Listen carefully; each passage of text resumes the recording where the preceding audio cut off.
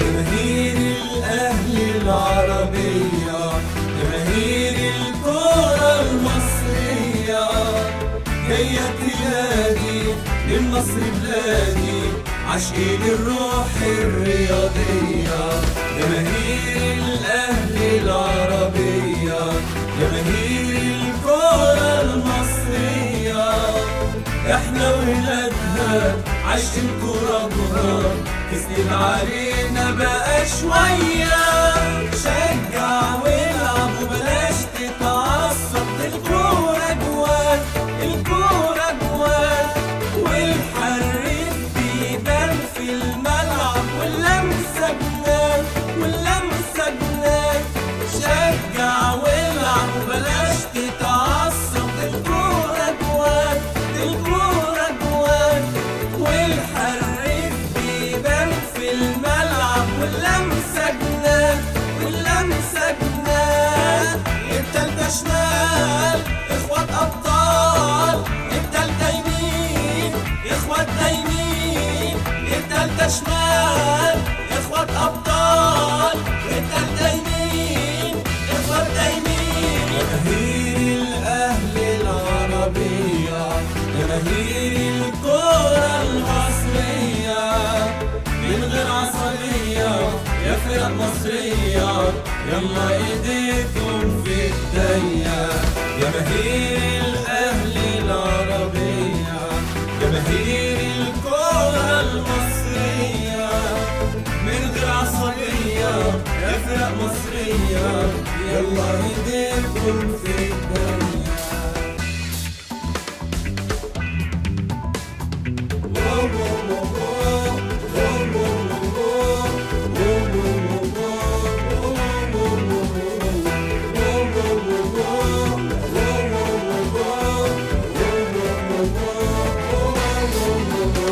جماهير الأهلي العربية، جماهير الكرة المصرية، هي بلادي للنصر بلادي، عاشقين الروح الرياضية.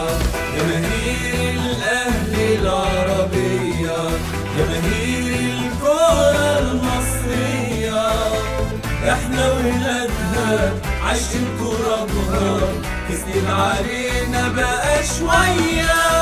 شجع والعب وبلاش تتعصب، الكورة جوان الكورة جوان، والحريف بيبان في الملعب، واللمسة جنان واللمسة جنان. شجع والعب وبلاش تتعصب، الكورة جوان الكورة جوان، والحريف بيبان في الملعب، واللمسة جنان واللمسة جنان. التالتة شمال اخوات ابطال، التالتة يمين اخوات يمين، التالتة شمال اخوات ابطال، التالتة يمين اخوات يمين. جماهير الاهلي العربية، جماهير الكرة المصرية، من غير عصبية يا فرق مصرية، يلا ايديكم في ايديا. جماهير الاهلي العربية، جماهير الكرة المصرية، من غير عصبية يا فرق مصرية، يلا ايديكم في ايديا.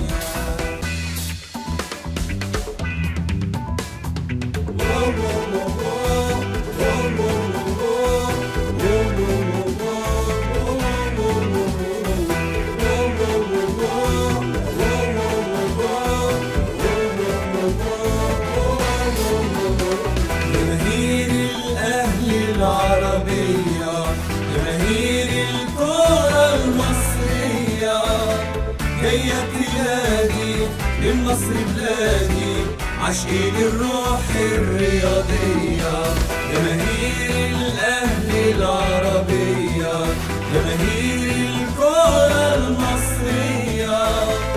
احنا ولادها عايشين كربها، كسب علينا بقى شوية.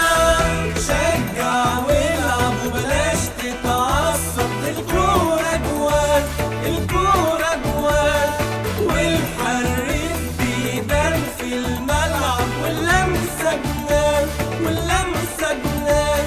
شجع والعب وبلاش تتعصب، الكورة جوان الكورة جوان، والحريف بيبان في الملعب، واللمسة جنان واللمسة جنان. التالتة شمال اخوات ابطال، التالتة يمين اخوات يمين، التالتة شمال اخوات ابطال، التالتة يمين اخوات يمين. جماهير الاهلي العربية، جماهير الكرة المصرية، من غير عصبية يا فرق مصرية، يلا ايديكم في ايديا. جماهير الاهلي العربية، جماهير الكرة المصرية، من غير عصبية يا فرق مصرية، يلا ايديكم في ايديا.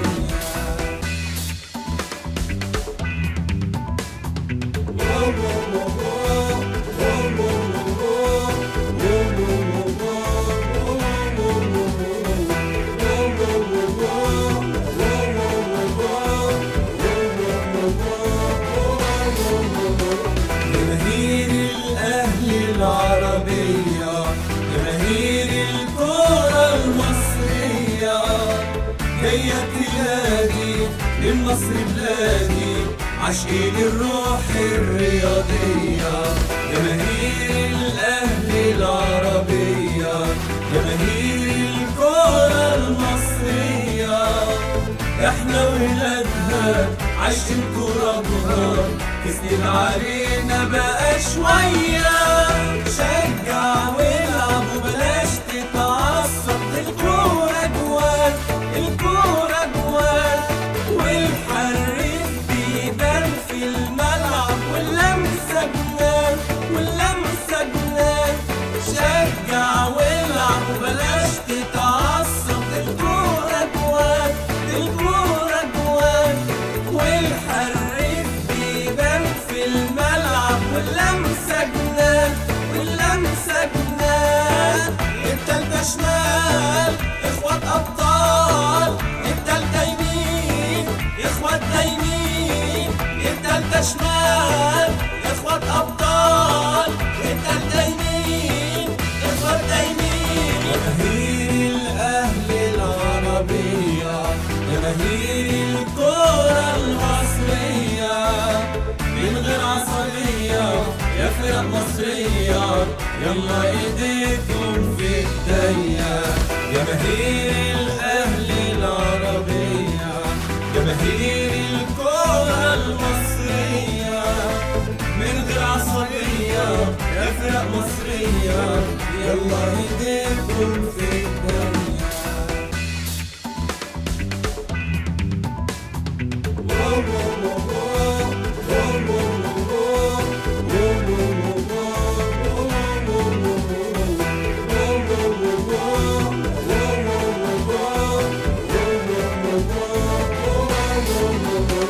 جماهير الأهلي العربية، جماهير الكرة المصرية، هي بلادي من مصر بلادي، عاشقين الروح الرياضية. جماهير الأهلي العربية، جماهير الكرة المصرية، احنا ولادها عايشين كربها، كسب علينا بقى شوية. مشاهدينا الكرام في كل مكان، اهلا وسهلا بكم وتغطيه خاصه مهرجان اوسكار ايجيبت فور. النهارده بنلقي الضوء على المهرجان، حفله مميزه جدا وهنعمل لقاءات حصريه، تعالوا نشوفها مع بعض. مشاهدينا الكرام في كل مكان ولسه مكملين معاكم اوسكار ايجيبت 4. النهارده بنتكلم عن المهرجان وعن الفنانين المشاركين. النهارده شرفنا يكون معانا الفنانه كنزي. اهلا بيكي، منوراني. اهلا وسهلا بحضرتك. الله يخليكي. كنزي، كلميني قد ايه اهميه ان مهرجانات بتقام، وقد ايه مهرجان النهارده زي اوسكار 4 ايجيبت تقدري تقولي عنه ايه النهارده؟ مهمه جدا، بالذات الوجوه الجديده وكده. انت داخله الفن ان شاء الله وناويه تعملي فيه حاجات حلوه، مظبوط؟ ايه؟ داخله الفن ناويه تعملي حاجات حلوه، ناويه اكيد اكيد. انا بحب الفن جدا من وانا صغيره، كنت مأجلاه لحد ما اخلص مرحله ثانويه، بس بدأت من دلوقتي وبصور فيلم دلوقتي ان شاء الله هينزل في العيد. الفيلم مين معاكي في الفيلم ولسه؟ معايا الفنان لطفي لبيب والفنانه عايده رياض، ومعايا مجموعه كبيره من الفنانين. الفيلم من اخراج اسماعيل جمال. تمام. قد ايه وجودك النهارده في مهرجان بيبقى بالنسبه لك كفنانه حاجه مهمه، بتكتسبي خبرات جديده؟ طبعا بكتسب قدرات جديده ومبسوطه جدا ان انا بشارك مع الفنانين وكده. انا يعني اتمنى لك التوفيق. بتتمنى ايه لنفسك في المرحله اللي جايه؟ ايه اللي تتمنى تعمليه بقى ان شاء الله؟ ان انا ابقى ناجحه في الجاي يعني اكيد، وبعمل اعمال اكون حباها وراضيه عنها. يعني ان شاء الله نعمل معاك لقاء قريب تقولي يا رامي انا جاهزه وهعمل معاك، تكوني عامله بقى اعمال كبيره جدا، وان احنا بنعمل معاك لقاء تيجي تنورينا على طول ان شاء الله. ميرسي يا كنزي، نورتيني. ربنا يخليك. ميرسي. وتغطيه خاصه اوسكار ايجيبت 4. النهارده بنلقي الضوء على فنانين جمال جدا منورنا. هنتكلم اكتر عن المهرجان. بيشرفني يكون معايا فنان جميل سيد العائله. ازيك يا استاذ سيد؟ ميرسي لحضرتك. استاذ سيد، يعني النهارده كلمني عن اهميه مشاركتك النهارده في المهرجان، وكلمني على قد ايه المهرجانات دي بتبقى شيء مميز للفنان عموما. استاذ عادل عمار، بصراحه انا بحييه تحيه كبيره جدا، راعي المواهب الفنيه في مصر، وجائزه الاوسكار شيء مش صغير، جائزه الاوسكار ده شيء جميل خالص. فنانتنا يعني بتفرج عليك عايزين برضو يعرف اكتر عنك، بتعملي ايه؟ يا ريت تكلمينا في تعارف كده قدامك. انا عملت فيلم مع مروان الشافعي، فيلم سينمائي، وحاليا ان شاء الله في مفاجآت كده، هعمل دراما وفوازير ان شاء الله قريب. طيب قد ايه المهرجان بيبقى حاجه كويسه للفنان ان هو بيلتقي، بيشوف افلام، بيشوف يعرف حاجات اكتر؟ هو بينشر المواهب جامد جدا، وكفايه بس ان هو مهرجان كان مع استاذ عمار، يعني ده شرف لينا كلنا. يعني مش معقول يكون معانا فنان بقى وكوميديان مش هيسمعنا حاجه كده ولا صغيره كده؟ اكيد طبعا ان شاء الله اكيد. ممكن تقلد لنا مين بقى دلوقتي؟ بيقول لك هيفاء وهبي راح حفله في جنوب افريقيا، خطفها 2 من اكل لحوم البشر، فولد وابوه الولد بيقول لابوه الله يا بابا دي حلوه قوي هيفاء، دي جميله خالص، احنا ناخدها البيت وناكلها. ابوه قال له لا يا غشيم، احنا ناخدها البيت وناكل امك. لا جميله جميله جميله طبعا. قد ايه الكومنتات الجميله وقد ايه الضحكه الحلوه دي احنا محتاجينها جدا. يعني انا بتتمنى ان شاء الله اللي ناويين تعملوه الايام الجايه. طبعا انت قلت ان شاء الله في فوازير، يعني ان شاء الله نعمل معاك لقاء قريب وتكون عامله شغل جامد قوي ان شاء الله. طبعا باذن الله يشرفني طبعا. سيد بتستعد لايه؟ ايه الجديد اللي بتعمله؟ برنامج اللي فات اضحك مع العايق ده بيجي كل خميس، ده اللي فات. اللي جاي 10 حلقات صوتكم في رمضان ان شاء الله على قناه، اقول لك اسم القناه؟ عندنا روح رياضيه. قناه صوت مصر. ان شاء الله. طيب يعني احنا بنتمنى توفيق للعايق ان شاء الله، يعمل السن وهيعمل حاجات جامده جدا، وايضا ان شاء الله بتمنى لك تعملي شغل وتشوف فوازير بقى جامده جدا ان شاء الله. نورتوني وشرفتوني، وان شاء الله نعمل معاكم لقاء قريب وانتم بتعملوا ابداعات اكتر واكتر. نورتوني. ميرسي جدا. شكرا. تغطيه خاصه من جماهير الاهلي اوسكار ايجيبت 4. النهارده بنلقي الضوء اكتر على المهرجان. التجميل عليه دور مهم جدا جدا. معانا خبيره بقى التجميله المتميزه دائما سهر خضر. اهلا بيكي، منورانا النهارده. عن مدى مشاركتك في المهرجان وحرصك تكوني موجوده النهارده. والله انا موجوده في المهرجان عشان انا من المكرمين. ده ثالث تكريم ليا في مهرجان اوسكار ايجيبت، ويا رب ما يبقاش اخر حاجه. يا رب ما يبقاش اخر تكريم. قد ايه اي فنان او اي فنانه التجميل او الميك اب او الحاجات ده بيبقى شيء اساسي جدا قدام الكاميرا، وانت ان شاء الله ما شاء الله النهارده متالقه جدا يعني. كلميني قد ايه بيفرق جدا مع الفنان ان لما يكون حد ميك اب ارتست شاطر بيخلي الفنان قد ايه متاقلم مع الشخصيه ومع الدور؟ اكيد اكيد. كل الميك اب عليه عامل كبير جدا بالنسبه للشخصيات. الميك اب بيبين شكل الشخصيه، يعني بيدي للشخصيه ملامحها اللي هي الطبيعيه اللي هي المفروض تظهر بيها في دورها الموجود على الشاشه. ايه اللي بتتمنيه بقى، ايه اللي ناويه تعمليه الايام الجايه ان شاء الله في المرحله؟ والله عايزه اعمل حاجات كتير قوي. الله يخليك. طبعا بتمنى ان ميك اب انا ارتست شاطره بصراحه وما شاء الله كفايه ان انت اصلا شاطره في اللي انت عاملاه مع نفسك، فكده هتعملي للناس كلها.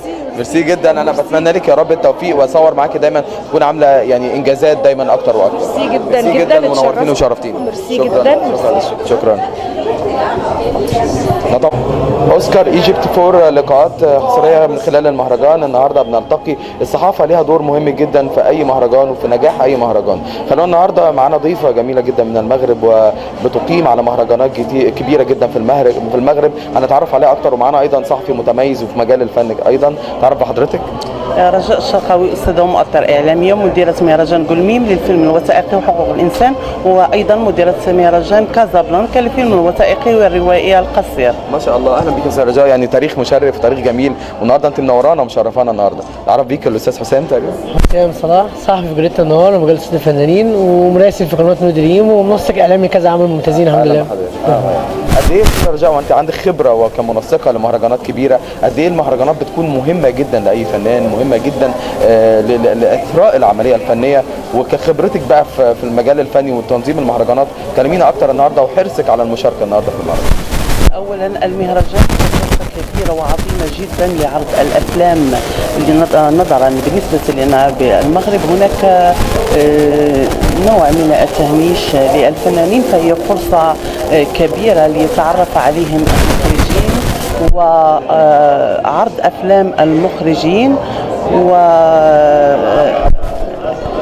يعني كويسه جدا ان مناخ حلو للفن ان نعمل اثراء للعمليه الفنيه. طبعا هو اللي نشر الفيلم الوثائقي او الروائي القصير. عليك مشاركه هنا بحاجه النهارده في المهرجان ولا جاي كضيفه شرف النهارده؟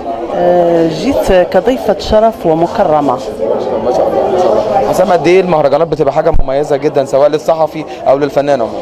طبعا صراحة المهرجان ده جميل جدا وممتع، وصراحة أستاذ عادل عمار فنان ناجح ودايما بيقود أي حاجة دايما للنجاح، رغم إن هو بيقابل يعني أي إنسان ناجح بيقابل نقد كتير طبعا. بس هو صراحة يعني بيواجه ده بالنجاح ودايما ربنا يوفقه، وبدليل إن كل شوية دورة في مثلا في ظهر دورة وكده، ودايما ربنا يوفقه إن شاء الله. يا رب إن شاء الله. يا رب إن شاء الله خير يعني بإذن الله. أخبار السينما في المغرب إيه؟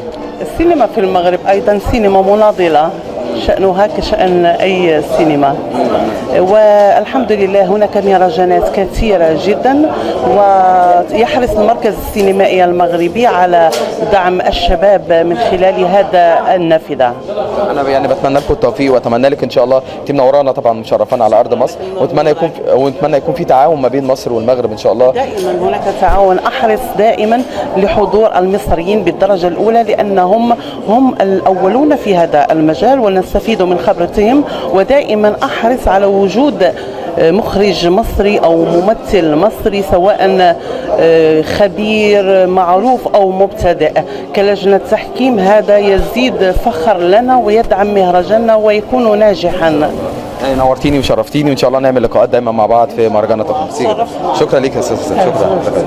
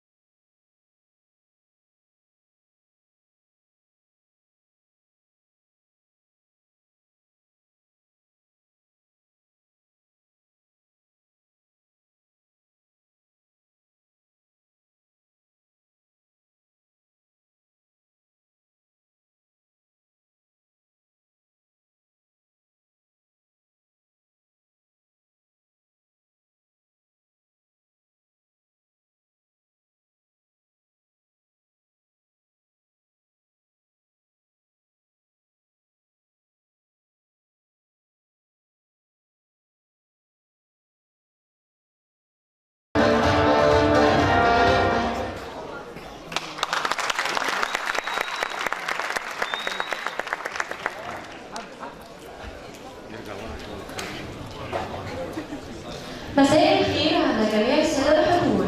نرحب بجميع الضيوف من جميع البلاد العربية والأجنبية.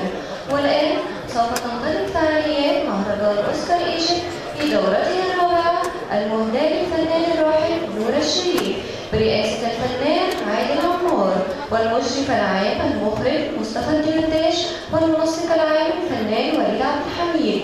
والآن مع كلمة رئيس المهرجان الفنان عادل عمار، فليتفضل إلى المنصة.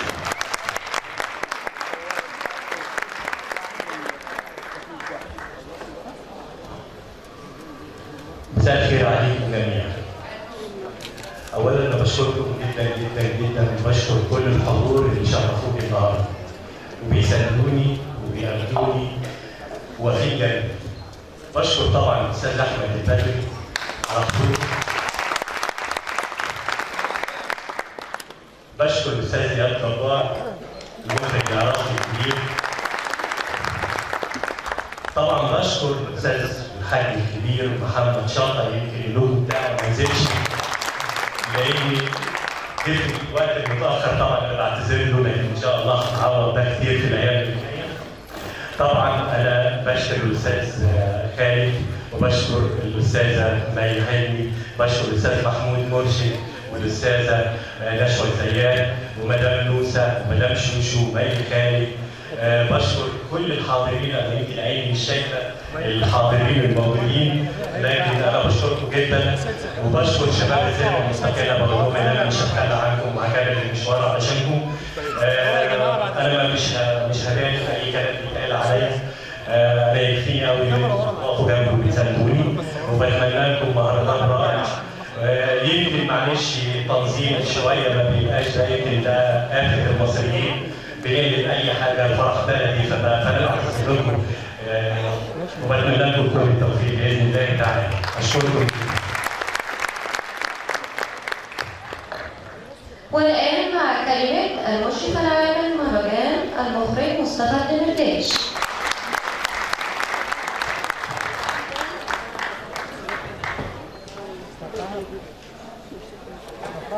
حبيبي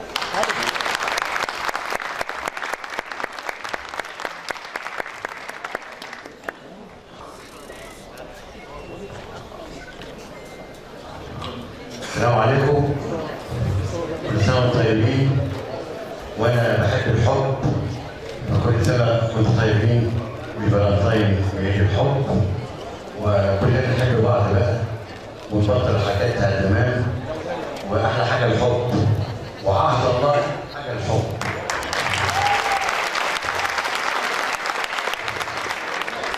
يعني أنا علاقتي الأول بالأستاذ عادل عمار رئيس المهرجان، اللي متبني فكرة من وجهة نظري أنا فكرة قومية.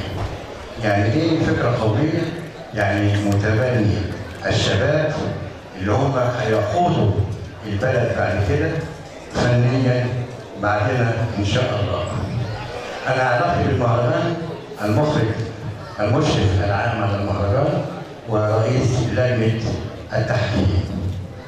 الحقيقة المهرجان كان بيتعمل كل سنة مرة، دلوقتي عملناه كل 6 أشهر، ويتعمل كل 3 أشهر غيظا وكيدا في مهاجمين هذا المهرجان.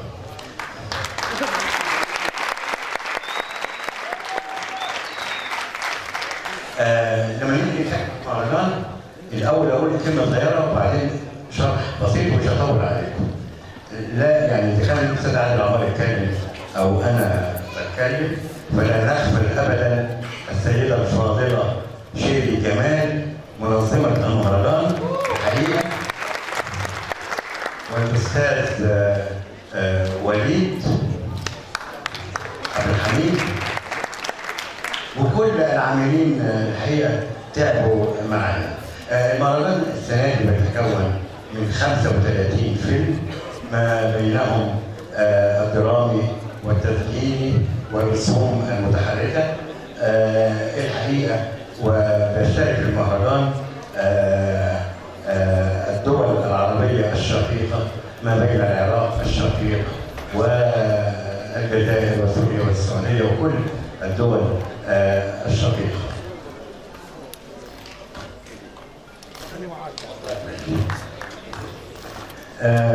الحقيقه مستوى هذا العام مستوى فني راقي، شباب واعي، ولما نيجي نقول بقى بنعمل مهرجان كل 3 اشهر للشباب عشان نملى اوقات فراغهم، بدل ما نقعد على القهاوي ونقف على النواصي ونروح النوادي. لا، المواهب المتعدده والطاقات الايجابيه احنا بنحاول، والاستاذ عادل عمار طبعا بفكرته انه يفجر كل هذه المواهب يعني. فمستوى راقي. الدول العربيه الحقيقه انا بأحييها بفن السينما اللي هو ابتدى عليها واصبح قديما لانهم بيقدموا فن راقي عظيم. شبابنا المصريين شباب واعي جدا وفيهم مواهب عظيمه جدا، طبعا بدرجات معينه، بس يعني يا ريت الدوله تدعم هذه المهرجانات او الدوله تعمل مهرجانات خاصه بها وتدي امكانيات الى حد ما تساعد الشاب المخرج يعني بقيه الطاقم اللي معاه علشان ينتجوا عمل فني كويس. في جوائز اخراج وجميع العناصر الفنيه الخاصه بالاخراج من تمثيل وديكور وموسيقى واضاءه وسيناريو والى اخره. وفي جائزه للمراه المخرجه، يعني اذا كان هناك مثلا 4 5 سيدات لهم اعمال اخراج ففي جائزه اخراج للمراه، لان المراه هي 3/4 المجتمع. يعيش المراه للعالم.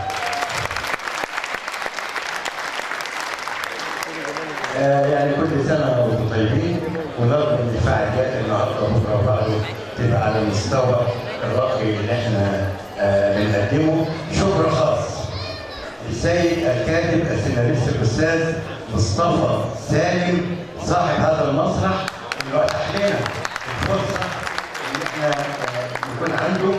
شكرا للفنانه حبيبتي المبدعه بدريه طلبه. والتجربه اللي احنا بنعملها دي على فكره بدريه عملتها بس على مستوى احترافي، يعني هي نجمه العرض، انما كل المشتركين معاها في العرض وجوه جديده وشباب واعي ان شاء الله. اشكركم وكل سنه وانتم طيبين، وان شاء الله نقضي مع بعض 3 ايام زي الفل. أشكر جدا جميع السادة الحضور، وبشكر سيادة اللواء أحمد عبد العزيز. أعرفكم حاجة بسيطة بس، هو كان مسؤول عن حملة ترشيح السيد عبد الفتاح السيسي كده. احنا فرحانين جدا ان حضرتك موجود يا فندم. دلوقتي هناخد ربع ساعة بريك مع عرض فيلم الفنان الراحل نور الشريف، ونرجع لكم تاني تسليم الجوائز. شكرا.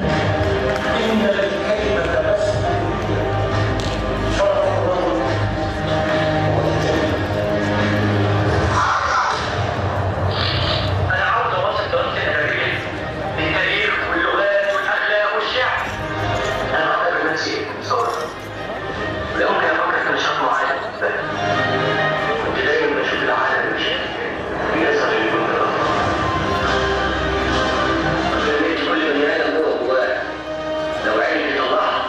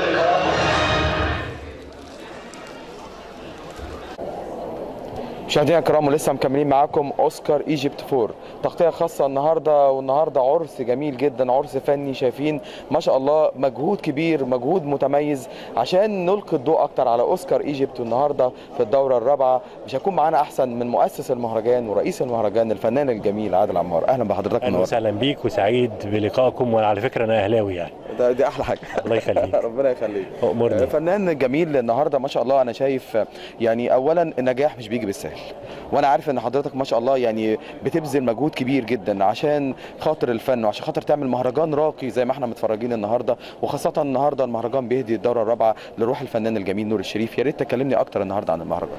مهرجان اوسكار ايجيبت دي دورته الرابعه، مهداه لروح الفنان الكبير زي ما انت قلت نور الشريف. بيشارك في المهرجان معايا 37 فيلم من 7 دول: السعوديه، العراق، تونس، المغرب، الجزائر، بريطانيا، فلسطين، فرنسا. جاي لي 48 ضيف من الدول العربيه والاجنبيه علشان يتكرموا معايا في المهرجان ومشاركين بالافلام بتاعتهم. جايين الشباب بالسينما المستقله اللي بيتكرموا في المهرجان معايا دعما ومؤازره ليا في هذا المهرجان. انا المهرجان ده فكرته الاساسيه مبنيه على تكريم الشباب في كل المجالات الفنيه، يعني مش ممثل بس ولا مؤلف ولا مخرج، لا ده ممكن كمان اكرم ملكه جمال الاناقه زي ما انا بكرم المهندسه امنيه ابراهيم، شايفه حد متفوق. بكرم كمان ملكه جمال الدلتا الدكتوره ولاء زينهم. بنكرم الشباب بالسينما الصاعد، بنكرم الموديل فاشون، بنكرم المطربين، بنكرم المخرجين. جائزه الاوسكار الصغيره اللي انا بهديها له دي بقول له دي اعتبرها حافز ليك، كمل مشوارك، حطها قدام عينيك تنور لك المشوار بتاعك. احلم بالاوسكار الكبير انك توصل له، مش هيبقى صعب. صدق حلمك هتحققه. خلي يا دام عندك اراده يبقى كمان في إدارة للإرادة علشان تنجح وتكمل المشوار بتاعك. مش عايز أقول لك كمية الهجوم الغير عادي على شخصي وعلى المهرجان عشان المهرجان ما يتعملش، بس ده نجاح ان انت تصمم على ان يكون المهرجان موجود. اصل انا بطبيعتي شخص عصامي، يعني بنى عادل عمار هو اللي بنى نفسه، مش حد بنى عادل. وانا بحب دايما انجح من خلال الازمه، ما بحبش انجح نجاح البسيط السهل. احب دايما ان انا لما اؤمن بالفكره اجري على تنفيذها ولا تحقيقها، مهما تقابلني بقى صعوبات اكمل. لكن الصعوبات الغير عاديه والتشكيك في نزاهتك وتشكيك في شرفك وفي ذمتك الماليه ده شويه بيضعف شويه، لكن في الاخر بقوم وبكمل المشوار. صدقني المجموعه الكبيره اللي موجوده من الشباب اللي واقفه ورا وبتساندني هم دول اللي بيخلوني اكمل المشوار. النجاح بعد 3 ايام العرض للمهرجان بيخليني شويه منتشي، اللي انا عملت حاجه جيده. وكمان لما انا الشباب اللي بيطلعوا يتكرموا او الضيوف اللي بيتكرموا بيطلعوا بشوفها على السوشيال ميديا من خلال صفحاتهم، وبلاقي كلمات الثناء وكلمات الحب وكلمات الفرحه من خلالهم، انا بحس ان انا عملت فعلا حاجه كويسه. ده جميل. دايما بيقول لك انسان من غير هدف زي مركب من غير دفه، الاثنين بينتهي بيهم الامر للصخور. قد ايه فكره ان بنشوف مهرجانات كتيره وكبيره بس ما بيكونش فيها اهتمام بالشباب. لما النهارده نلاقي مهرجان بيهتم بالشباب، ودايما انا في برامجي في التلفزيون المصري في اي قناه دايما بهتم بفكره الشباب، لكن النهارده احنا لا مش ده، احنا لازم كلها الدوله كلها تبقى واقفه النهارده مع مهرجان بيدعم الشباب. النهارده زي ما حضرتك بتقول لما الشاب بياخد جايزه هي اوسكار لحلمه الكبير وبتحط قدامه هدف، فالنهارده انت بترسم له حلم وبتقول له احنا معاك وبنساندك. فانا اعتقد ان حضرتك حتى هتفضل بنفس الفكر ده شباب على طول ما شاء الله. بص يا صديقي العزيز، الشباب المصري محبط جدا نظرا لطبعا كذا ثوره وغلاء الاسعار، فاصبحت هذه القوه الناعمه اذا ما كنتش تحتويها هتحصل كارثه. انت لو احتويتها هتبقى لصالح المجتمع، لو سبتها هتبقى ضد المجتمع. فالافضل انك تيجي تقول له ايه، انت موهوب ومش لاقي فرصه، لا يا عم انور لك طاقه نور، تعالى اكرمك وانت في بدايه مشوارك. مش شرط انك انت تبقى سوبر ستار عشان اكرمك، انت فاهمني؟ انا ممكن اجيب 1 أو 2 من الكبار اكرمهم وفي الاخر اكمل المشوار بالشباب الصغيرين. صح. بس يعني انا عايز اقول بالفكر الجميل المستنير المتميز ده انا بجد بحيي حضرتك جدا. قدام الكاميرا بقول للجمهور ده فكر جميل جدا، نتمنى انه يتعمم بشكل كبير ويكون في مجالات مختلفه في الفن والرياضه والسياسه ودي، ونخلي الشباب نقول هم الامل في بكره. فنان الجميل عادل عمار هتظل فنان جميل بسيرتك الجميله، والشباب دول هيفضلوا يفتكروك على طول. انا بحييك على المهرجان وانا معاك قلبا وقالبا، وبالتوفيق دايما يا رب. شكرا يا فنان. شكرا لحضرتك. مع السلامه. مشاهدينا الكرام لسه مكملين معاكم وتغطيه خاصه اوسكار ايجيبت 4. النهارده بنلقي الضوء اكتر على المهرجان. من الضيوف المكرمين النهارده يعني ملكه جمال بقى، ميس بيوتي ايجيبت، ما شاء الله في الفاشون ممتازه جدا. امنيه النهارده هتكون معانا، امنيه ابراهيم عامله شغل جامد جدا وملكه جمال ومنوره الدنيا. اولا منوراني النهارده. ميرسي جدا وانتم منورين المهرجان كله. الله يخليك. امنيه قد ايه الجمال ده شيء جميل جدا. النهارده بنتكلم عن مهرجان، هو مهرجان يخص السينما والافلام القصيره. قد ايه اولا كلميني على حرصك على المشاركه النهارده في المهرجان. هو اولا انا بحب اشكر مهرجان اوسكار ايجيبت واشكر الفنان الكبير والمنتج العظيم استاذ عادل عمار على مشاركته، ان هو خلاني اشارك في المهرجان الدوره الرابعه. انا مبسوطه جدا بتكريمي النهارده، واحب اشكره على يعني تنميه الشباب او تشجيعهم ان هم يواصلوا المهمه. فعلا احنا في سننا ده ما فيش حد بيشجع الشباب، وان هو لا انت تقف على الحد الستيب ده اللي انت مش هتكمل، ما فيش حد بيشجع الشباب. بجد احنا بنحب نشكره جدا، وكل الشباب انا بتكلم بصوتي وبصوت كل الشباب بحب اشكره الاستاذ عادل عمار بجد على تكريمه لينا وتشجيعه لينا. طب يعني امنيه انت خدت ميس بيوتي فاشن مظبوط، كلمينا اولا ليه اختاروكي عشان نتفرج عليها دلوقتي. ليه اختاروا امنيه من وجهه نظرك؟ هم اختاروا امنيه ثقافيا. ثقافيا يعني المسابقه كانت بتقوم اكتر على الثقافه، ما كانتش بتقوم على الجمال. كانت عباره عن اسئله عامه. كان طبعا اتعرضت على حوالي 5 لجان. انت ما شاء الله جميله برضه، يعني اكيد جمال وثقافه. ميرسي جدا لحضرتك. ميرسي. فكان النمبر 1 اول ستيب اللي هو على ثقافه البنت. ستيب 2 كان على الشكل طبعا، بس نمبر 1 كانت الثقافه. يعني اي على فكره اي ملكه جمال عموما بتبقى على الثقافه نمبر 1، لان اللي بتحلي الانسان هو الثقافه. والثقافه بتدي كاريزما مع الروح الحلوه مع بقى الجمال ده اكيد بيجي طبعا لو من جوه كويسه كده يطلع بره. بالظبط كده، الروح الحلوه طبعا في كل حاجه طبعا دي جمال في حد ذاتها. حتى لو كان الشكل مش حلو، وفي ناس من الدول الصومال والسودان احنا بنقول ان هم شكلهم سمر ومش حلو، بالعكس ضحكتهم الحلوه دي بس اكتر هتبقى جميل جدا طبعا. ايه اللي بتتمنيه بقى ان شاء الله في الايام الجايه؟ هل هتدخلي مثلا في مجال الفن ولا انت هتبقى يعني كلمينا اكتر؟ لا هو انا طبعا كمهندسه حابه ان انا اشتغل على دي المهندسين دايما واخدين هم اولاد، او البنت المهندسه تلاقي رابطه كده شعرها شويه كده، فغريب ان احنا نلاقي مهندسه وملكه جمال. بالظبط، احنا كسرنا القاعده. انا حابه ان انا اكسر القاعده. انا كان يعني املي او كهوايتي ان انا حابه اوصل للبنات او الستات المصريه عموما، يعني مش معنى انك وصلتي لكليه هندسه او مش معنى اني مهندسه او طب، طبعا زي ما احنا واخدين البنت اللي هي بتاعت طب كعب الكوبايه والكلام ده. ما لقيتش كعب الكوبايه بصراحه ولا مخبيها بره ولا لا ما فيش الكلام ده. احنا ممكن ناخد يعني ممكن تكوني ملكه جمال وتعملي كل اللي انت عاوزاه، وفي نفس الوقت تكوني ناجحه في حياتك العمليه، مش بس طب ان انا انجح. لا انت ممكن تهتمي بنفسك جدا. دي مسج كل البنات اللي قاعده بتتفرج علينا دلوقتي، وخاصه هندسه وطب وكل ده، خليكي عمليه في نفس الوقت خليكي جميله يعني مهتمه بنفسك. مفيش حاجه بالظبط كده. دي بالعكس هتديكي جمال اكتر لما تكوني انت جميله ومثقفه. دي بتديكي كمال اكتر، ودي بقى نسبوت اكتر عن ملكات الجمال. هم عشان كده بيختاروا ملكات الجمال، بتبقى حلوه وفي نفس الوقت مثقفه، فدي حاجه كده. ده احنا بنعمل دعوه، هنلاقي السنه الجايه في كليات هندسه بنات حلوه كتير هيخشوا ان شاء الله. طيب يبقى احنا اذا كده بناخد قاعده ان الجمال مش هنقول بالشكل بس، بالروح الحلوه كمان. الدكتوره داليا ملك جمال الدلتا، الدكتوره صيدلانيه دي ما شاء الله عليها. دكتوره برضه، ده انتوا غيرتوا المعايير خالص. نكسر القاعده. نورتيني وشرفتيني، واتمنى لك التوفيق وتستغلي ده دايما في الحاجه الكويسه، وان انت تفيدي بقى. لو انت مثلا خدتي ملك جمال يبقى عليكي دور مهم ان انت تفيدي بقى، تهتمي كمان. وكمان خاصه دايما متعود ملكات الجمال بيخشوا في منظمات المجتمع المدني، بيساعدوا الناس، بيعمل ده، هو ده الدور الحقيقي اللي ممكن تقومي بيه، فتبقى سفيره سلام وسفيره نوايا حسن ان شاء الله باذن الله الفتره الجايه. باذن الله جدا بيكي مهندسه وملكه جمال في نفس الوقت، شيء جميل. نورتونا في المهرجان. ميرسي جدا. شكرا. اوسكار ايجيبت 4 لسه مكملين معاكم النهارده، واحنا بنعمل تغطيه حصريه. التجميل بيكون عليه عامل مهم جدا في اي مجال. الممثل او المطرب او اي فنان بيطلع بشكل كويس لما يكون معاه يعني ماكيره شاطره جدا. احنا معانا خبيره تجميل داليا حسن، اهلا بيكي منورانا. اهلا بحضرتك. الله يخليك. كلمينا النهارده، انت مبسوطه انت موجوده النهارده في المهرجان؟ مبسوطه. كلمينا بقى عن التجميل. وانا بقول ان اي حد، اي فنان، اي ممثل، اي شخص حتى عايز يطلع حلو لازم يكون عامل تجميل بشكل كويس زي ما انت عامله ما شاء الله، شكل كويس جدا. كلميني بقى عن مهنتك وقد ايه انت بتحبي المهنه دي. انا دايره خبيره تجميل. عندي بيوتي سنتر بالدقهليه. هو الجمال مهم في كل مكان في كل وقت، بس يعني مهم طبعا لاي حد ان لازم يكون التجميل ده او الجمال ده اساسي في اي حاجه عشان شخص يبقى كويس. بس هل جمال شكلا بس ولا الروح بتفرق كمان في الشكل؟ لا طبعا الروح كمان.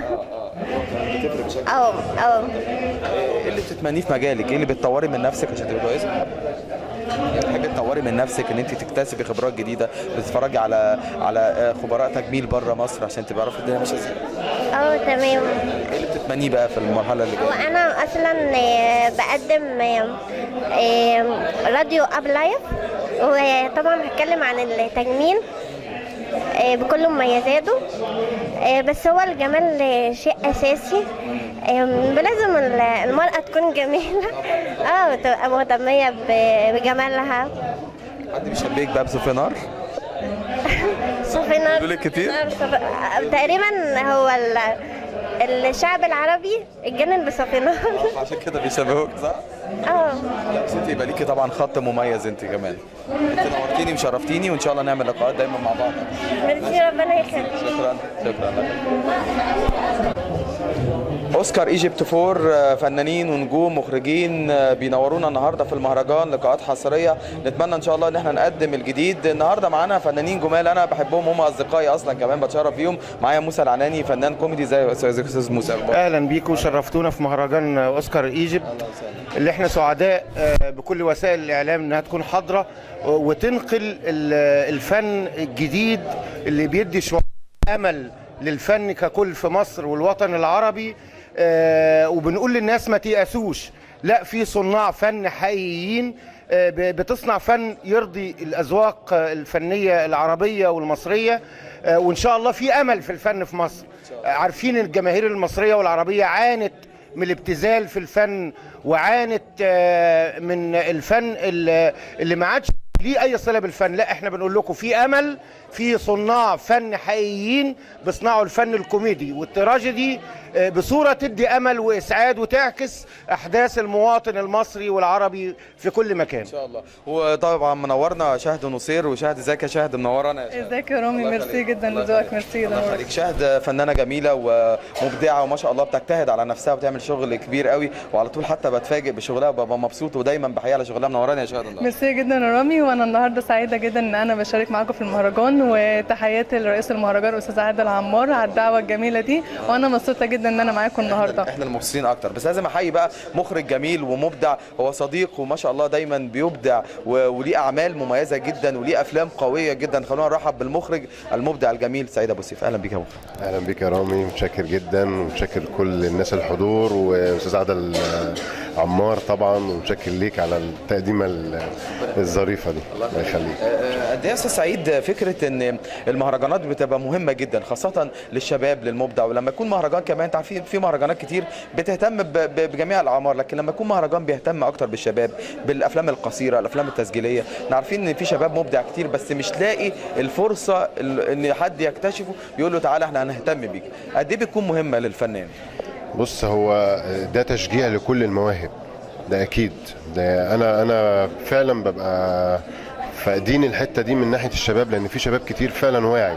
يعني واحده زي الفنانه اللي معانا شاهده اهي، فنانه جميله مش موجوده في الساحه بس متواجده بفنها اللي هي متميزه بيه، وغيره شباب كتير قوي متواجدين الايام دي ومش قادرين يوصلوا. فدي بتبقى يعني زي ما نقول ايه، يعني بؤرة النور اللي هم بينطلقوا منها وبيتعرفوا، بيتشافوا ويتعرفوا. وانا شايف ان المهرجانات دي بتقدم فعلا انطلاقه حلوه للشباب، ويا ريت نفضل كده، لانه انا سمعت ان هم بيعملوها كل 3 شهور دلوقتي. حاجه جميله طبعا حاجه جميله جدا، وده تشجيع حلو قوي ان ده بيحصل في الوقت الحالي ليهم. يعني انا ممكن اعمل فيلم و2 و3 واعرضه كل موسم او كل، على ان في انتاج بقى كتير كمان. بالظبط. وغير كده وكده التواجد نفسه والشباب تبقى متواجده هتتعرف بشكل اوسع. العلاقات مهمه جدا. ومش هتبقى مقفوله علينا الدايره بقى اللي هي محكمه قوي ومش عارفين نطلع من عنق الزجاجه زي ما بنقول. لا احنا هننطلق وهننقل معانا الشباب نقله تانية ان شاء الله في الفتره اللي جايه باذن الله. شاهد، بتعملي ايه بقى اليومين دول؟ ايه الجديد على نفسك؟ يعني طمنينا. والله الحمد لله انا شاركت في مسلسل السبع بنات، طلع سكرتيره، وشاركت في حجر جهنم كنت طالعه ممرضه برضو، والحمد لله ربنا كرمني الميديا السنه دي. عايزه اقول لك ان انا مبسوطه جدا. شاركت في مسلسل السبع بنات، مسلسل قوي، وحجر جهنم برضو اقوى منه كويس، وبرضو فيلم سينمائي برضو اسمه ممنوع التصوير او الاقتراب، ممنوع التصوير او الاقتراب. فعايزه اقول لك في مجموعه فنانين كبيره جدا، ودلوقتي شغاله في فيلم افندينا برضو حاجه كويسه، وان شاء الله بقى انتظروا الجديد بقى في رمضان. ربنا يسعدك. ننتظر ان شاء الله. شاهد ما شاء الله مجتهده، اعلانات تلاقيها، كليبات تلاقيها، افلام تلاقيها، فان شاء الله يعني نتمنى ايه الله يسهلها. سعيد هنقول 5 ان شاء الله ما شاء الله. وزي سعيد تتواجد وانا بفرح قوي. اكيد سعيد هيفرح طبعا، كلنا هنفرح طبعا. هي على فكره في مفاجاه عايز اقولها بقى. معاك في فيلم ولا حاجه؟ ايوه بالظبط كده، هو ده قريبا ان شاء الله. شاهد هتعمل معايا حاجه لا بس ما تقوليش ممكن تلاقوني معاكم في الفيلم ده ظهر. اكشن جدا بصراحه، نفسي اعمل حاجه اكشن. سعيد بقى بص دماغه ما شاء الله، مخرج بجد جميل، وانت ما شاء الله كان ليك لاخر فيلم كنت عامله كان عامل شغل كبير قوي ان شاء الله. مرنون الدم الحمد لله، واخد جايزه في مهرجان الاردن. ما شاء الله. وبرضو عملنا يوم ندوه كده للفيلم، والحمد لله عجب الناس كلها. الحمد لله. كان ناقصنا وجودك. لا ده انا دايما معاكم وبحييك، وعلى فكره ان شاء الله نعمل لكم حلقه خاصه كمان في الاستوديو عندنا في البرنامج، وان شاء الله حاجه ثانيه هقول لك عليها. هم خلاص يعني في برضو المركز القومي للسينما هيعمل زي ندوه برضو يوم كده برضو للفيلم ده. موجودين ان شاء الله. ان شاء الله هدعيكم وتيجوا تنوروا ان شاء الله باذن الله. انا بتمنى لكم التوفيق، وان شاء الله نشوف لكم اعمال اكثر ابداعا وتفوقا وتميزا. نورتوني وشرفتوني، وبتشرف جدا باصدقائي الاعزاء سعيد ابو سيف، شهد ونصير. نورتونا وشرفتنا. ميرسي جدا يا رامي، وانا مبسوطه جدا ان انا كنت معاكم النهارده. ميرسي، باي باي. السلام عليكم. الاول بشكر قناه جماهير الاهلي ان هي النهارده كانت موجوده في مهرجان اوسكار ايجيبت. بشكرها جدا على انها كانت موجوده النهارده وغطت الحفله. اعرفكم بنفسي، انا فرحه سعد، عندي 10 سنين، من اسكندريه، بنت الشاعر الوطني سعد اسماعيل، فنانه شامله، شاعره وممثله ومذيعه ومطربه واعلاميه.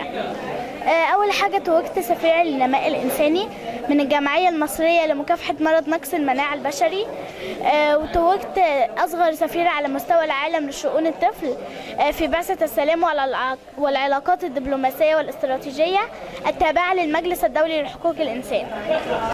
بحلم ان شاء الله ان مصر تكون احسن واحسن، ويكون في ناس في مصر برضو بيهتموا بالمواهب الصغيره زي كل اصدقائي اللي انا اعرفهم، وان شاء الله تبقى بلدنا بلد متطوره وفيها مواهب كتير جدا.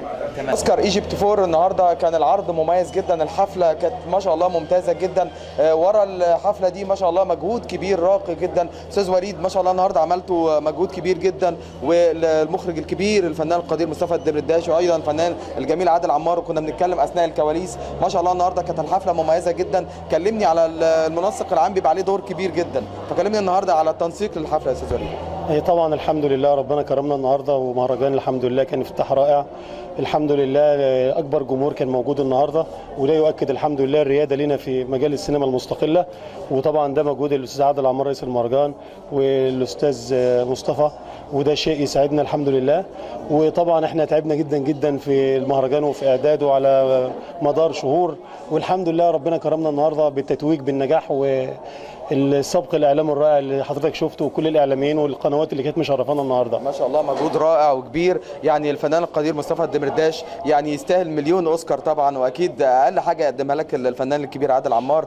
فالنهارده كلمني عن المهرجان، وخاصه ان هو بيكتشف شباب وبيطلع مواهب، والنهارده كان في ما شاء الله الجمهور كان مبسوط، والحفله كانت مريحه للنفس، وما شاء الله كان تفوق وتميز. يعني أنا اول حاجه بقولها الكلاب تسير تعوي والقافله تسير. الكلاب عود والقافله صارت الحمد لله على احسن ما يمكن. يعني كل اللي كانوا بيحاولوا يحاربوا، لكن الحمد لله باصرار وعزيمه. اللي يحارب واللي كل دول فقاقيع هوائيه. يعني ليه بقى هم بيحاربونا من اول دوره؟ زي ما احنا في الدوره الرابعه اهو لو كان الحرب بتاعتهم نجحوا كان زماننا وقعنا في الدوره الثانيه والثالثه والرابعه، انما الدوره الرابعه لما تشوف انت حضرتك مسرح يعني تعداد الكراسي بتاعته 1000 وال1000 يتملوا، في ناس واقفه بره، دليل على ان في نجاح حقيقي للاستاذ عادل عمار وليا والاستاذ وليد والاستاذ الشهاوي المخرج الواعد، استاذ شيري جمال، وكل العاملين في تنظيم المهرجان. المهرجان كان على اعلى مستوى من التنظيم. الاساءه الوحيده اللي حصلت له ان كثره العدد عملت شويه فوضى وشويه هرجله، وبقدر الامكان احنا نظمناهم. وانا بعيد بس على بعض الفنانين الكبار اللي احنا اتصلنا بيهم عشان يجوا يحضروا لاولادهم شباب المستقبل، سينما المستقبل، ومحدش جه الا الفنان المخرج احمد البدري. يعني انت بداتها بالحب النهارده، فده اهم شيء، ان انت قلت الحب ده احلى شيء في الحياه، فده كان احلى شيء يعني النهارده ما شاء الله. الفنان الجميل عادل عمار، اثناء اللقاء كنا بنتكلم في الكواليس عن قد ايه اهتمامك بالشباب، وقد ايه النهارده ما شاء الله الاحتفاليه كانت جميله جدا. تقييمك برضو النهارده الاحتفال، احنا بنبدا النهارده بدايه جديده، شايفها برؤيه الفنان ازاي، وشايفها برؤيه رئيس المهرجان ازاي؟ بص، انا هتبقى شهادتي مجروحه، لكن انا عندي احساس ان انا كنت عندي حاجات اكتر من كده اعملها، وان شاء الله الرحمن اليومين اللي جايين في فعاليات لعروض الافلام وفي تكريم للشباب. هو ده النتاج الحقيقي لمهرجان اوسكار ايجيبت، ان الفنان الشاب الصغير اللي طالع ياخد فرصته في التكريم علشان تبقى حافز له انه يكمل المشوار باذن الله تعالى. بجد النهارده كان مجهود رائع ومميز جدا. عايز بس حاجه صغيره، ان مهرجان زي ده بيقدم شباب وشباب يعني عندهم مواهب وطاقات فنيه، فاللي بيهاجموا هذا المهرجان يعني بيهاجموا الشباب، يعني عايزين يدمروا الشباب، انما ربنا ينصر الشباب، لان الشباب دول هم عماد المستقبل، وهم اللي يمسكوا الفن ويمسكوا البلد ويمسكوا قيادات البلد، فاحنا لازم ان شاء الله باذن الله. احنا يعني شرفتونا ونورتونا، وان شاء الله هنعمل معاكم لقاء بقى كمان في الختام، واحنا فرحانين ومبسوطين، وده واحنا معاكم في فعاليات المهرجان، ودائما بالتوفيق والامام والسلامه. شكرا كل يوم يعني ان شاء الله معاكم. الف مبروك.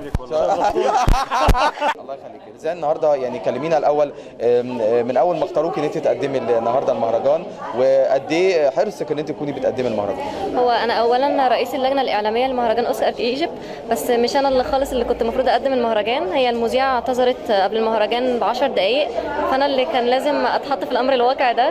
بس بصراحه كنت مبسوطه جدا باللي انا بقدم المهرجان، وان مبسوطه جدا بالشباب اللي هم بيحاولوا على قد ما يقدروا يعملوا حاجه كويسه يقدموها لينا.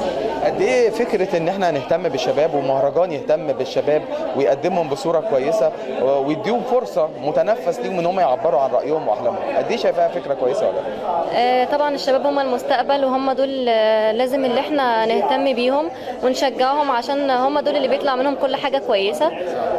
فهم عاملين 35 فيلم تسجيلي قصير، ان شاء الله هيكون بكره كل الافلام دي هتتذاع، وباذن الله هيكون تكريمهم يوم الجمعه ان شاء الله. طب تمام. لوزان، ايه بقى على المستوى الشخصي، ايه اللي بتعمليه، ايه اللي ناويه تقدميه ان شاء الله في المرحله اللي جايه؟ على المستوى الشخصي ان شاء الله ناوي اقدم برنامج مع دكتور عبد الحليم العوضي في قناه LTC، بس هو ده اللي انا ناوي اقدمه الفتره الجايه، هو برنامج اجتماعي يعني ان شاء الله. هل انت حابه فكره اللون البرامج الاجتماعيه، ولا انت يعني المذيع ممكن يقدم كل حاجه بس انت حابه فكره البرامج الاجتماعيه؟ حباها، لان هو فكره البرنامج بتاعي هيكون كل المشاكل اللي بتواجه المجتمع والشارع المصري، فدي اكتر حاجه لازم احنا نهتم بيها. تمام. ايه بقى النهارده بتتمني ايه للمهرجان اخيرا، يعني ايه اللي بتتمني ان شاء الله؟ بتمنى اللي هو ينجح ودايما يكون في تطور، ويبعد عنه كل المشاكل والاقاويل الوحشه اللي بتحصل عنه. بس طبعا النجاح بقى زي ما بتعرف، طبعا الناجح كل واحد له ضريبه النجاح طبعا. انا بتمنى لك بجد لزان التوفيق، وربنا يوفقك، ونعمل معاك لقاءات وانت دايما بتعملي نجاحات اكتر وابداعات اكتر واكتر. ميرسي جدا، نورتينا. ميرسي لحضرتك. الله يخليك. اوسكار ايجيبت 4 الفن التشكيلي عليه دور مهم جدا، الفنان التشكيلي صابر طه النهارده كان بيكرم باوسكار، مبروك يا فنان. الله يبارك فيك، وبشكركم وبشكر القناه وبشكر حضرتك. قد ايه كلمني النهارده كان حرصك على المشاركه، وكلمني عن التكريم ايضا من اوسكار ايجيبت النهارده. والله ده انا اعتبر اول مره اخد اوسكار، يعني اوسكار ده ياخده واحد ممثل يعني، فاول مره اخد اوسكار يعني كفنان تشكيلي يعني. فانا بشكر الدعوه من الاستاذ عادل عمار، وبشكر خالي مصطفى الدمرداش. طبعا يعني انا عاوز اقول ان المهرجان دوت بعتبره هدف لاكتشاف المواهب الشابه يعني، وده هدفه بالفعل يعني. وكمان اللي عمله استاذ عادل ان جعل الجائزه اوسكار ليهم، يعني ما خلاهاش للنجوم الكبار، يعني خلاها للشباب عشان ده تشجيع لهم، وانا بشكره جدا يعني على المبادره الجميله دي. يعني انا بجد بتمنى لك التوفيق. الفنان التشكيلي عليه دور مهم جدا، واكيد بيبقى ليه رؤيه خاصه كده ومتميزه، فانا اتمنى لك يعني مزيد من التفوق، ونيجي نغطي معاك بقى المعارض بتاعتك دايما والابداعات بتاعتك يا رب. ده شيء طبعا يشرفني وشرف ليا طبعا ان انتوا تيجوا تشرفوني يعني. شرف ليا. مبروك يا فنان. الله يبارك فيكم كلكم. الله يبارك فيكم. مشاهدينا الكرام في كل مكان، كنا معاكم النهارده ولقاءات حصريه من داخل مهرجان اوسكار ايجيبت 4. الحقيقه بنشكر الفنان عادل عمار رئيس المهرجان، والحقيقه المؤسس وصاحب الفكره الجميله، والحقيقه بنحيي كل الفنانين وكل القائمين على هذا العمل الفني الجميل، وكانت لقاءات حصريه وجميله جدا. بشكر كل فريق العمل اللي تعبوا معايا. حياتي لكم في الاعداد والتقديم رامي العقاد، وفي الختام بهدلكم كل محبه وكل سلام والى اللقاء.